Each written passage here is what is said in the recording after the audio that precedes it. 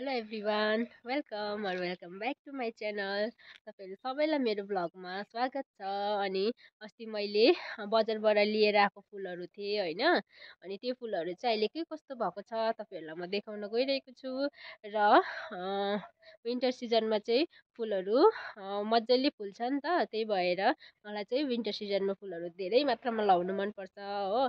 अनि फुलहरू फुल्दाखेरि घरै उज्यालो ढकमक्क देख्छ हो। आफूलाई पनि मनभित्रबाट अर्कै एनर्जी आउँछ, एकदम पिस सुकुन भन्छ नि त्यो चाहिँ म यो फुलहरूलाई हेरेर महसुस गर्ने गरेको छु हो। अब तपाईँहरूलाई पनि म देखाउँछु है मेरो फुलहरू के कस्तो भएको छ। अनि तपाईँहरूले पनि मैले जस्तै विन्टर सिजनमा यो फुल रोप्नुभयो भने घर एकदमै उज्यालो देखिन्छ।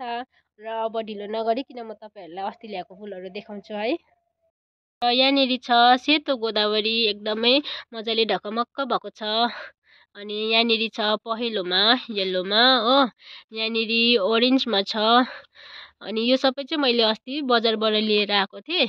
यो चाहिँ एकदमै स्विट कलर छ, पर्पल। यो चाहिँ मेरो घरमा थिएन पहिला पनि हो। अनि मैले यो फुलहरू लिएर आएको।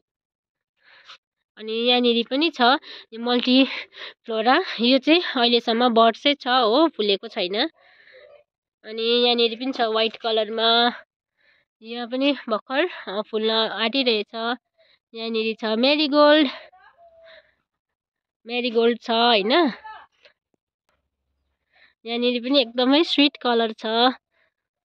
अनि मेरीगोल्ड चाहिँ यहाँनिर ठुल्ठुलोमा पनि छ नि त। यो चाहिँ हाइब्रिडवाला हो, एकदमै राम्रो हुन्छ।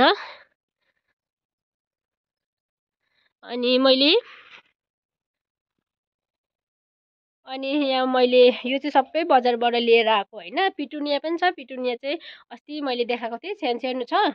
अनि त्यो चाहिँ मैले अर्को जग्गामा राखेको छु नि त। र यहाँनिर चाहिँ छ गोदावरी, यो चाहिँ हाम्रो घरको जो अग्लो अग्लो भएको छ भनेको थिएँ नि त्यो वाला हो। यहाँनिर हेर्नुहोस् ल, मजाले फुलेको छ। र तपाईँहरूले पनि मैले झै फुलहरू रोप्न सक्नुहुनेछ। अहिले विन्टर सिजनमा चाहिँ फर्स्टमा भयो गोदावरी फुल होइन। अनि मेरीगोल्ड सयपत्री फुल, त्यसको बादमा डालिया फुल भयो। अनि जरबेरा फुल होइन, पिटुनिया, अनि थुप्रै यस्तो फुलहरू छ। मलाई अहिले खालि नाम 5वटा मात्रै याद भयो हो। अरू म सोचेर फेरि पछि भिडियो बनाउँछु।